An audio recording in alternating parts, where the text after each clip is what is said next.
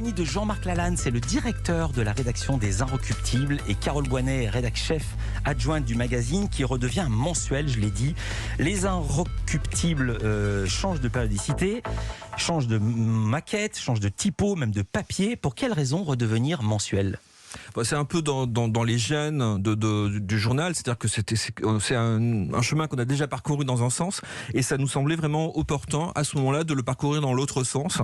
Les Inrocks sont devenus hebdo à un moment donné où Internet n'existait pas, et où il semblait vraiment urgent de devenir plus réactif à l'actualité. Mais ces dernières années, on avait le sentiment que ce suivi d'une actu culturelle, artistique, un peu frénétique, était pas forcément la bonne attitude pour produire un objet de presse imprimée. C'est-à-dire qu'on a un site internet qui effectue ce travail, et on avait envie de faire un très bel objet de 200 pages où on est à la fois plus sélectif, c'est-à-dire qu'on choisit quelques objets, mais on déploie complètement leur traitement dans des très longs formats. Le dossier Nirvana, il fait 35 pages, il y a beaucoup de formats longs, et on pense que c'est un temps de lecture qui est plus adapté pour la presse print aujourd'hui.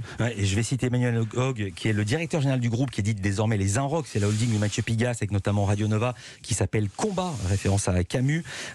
Emmanuel Hogg dit au Monde, le journal Le Monde, le rythme de parution hebdomadaire posait problème aux lecteurs. Les gens n'avaient pas le temps de les lire, alors qu'un numéro qui reste 3 semaines en kiosque se vend 3 fois plus. Vous confirmez ? Oui, bien sûr. Et là, il va rester un mois en kiosque. Effectivement, quand à chaque fois qu'un numéro restait seul en kiosque 15 jours, on voyait qu'il se vendait 2 fois plus. Donc il y avait un problème de rythme, effectivement, et de capacité d'ingestion du contenu qu'on proposait. Mais il y a aussi peut-être, on peut dire les choses qui sont non dites, peut-être que les ventes baissaient aussi. Comment se portaient les ventes ? Non, clairement, il y avait une usure du modèle de l'hebdo, un lent déclin progressif sur plusieurs années des ventes, et qu'il y avait la nécessité de trouver quelque chose qui relance un peu de désir, vraiment, à la fois pour ceux qui les lisent et pour ceux qui les font autour du journal. Quel public visez-vous ? Comme vous le dites quelque part, les ados qui ont pris une claque dans la figure avec Nirvana en 91, ils ont maintenant 45 ans. C'est votre cœur de cible. C'est qui votre cœur de cible, si tant est qu'il y en ait un ?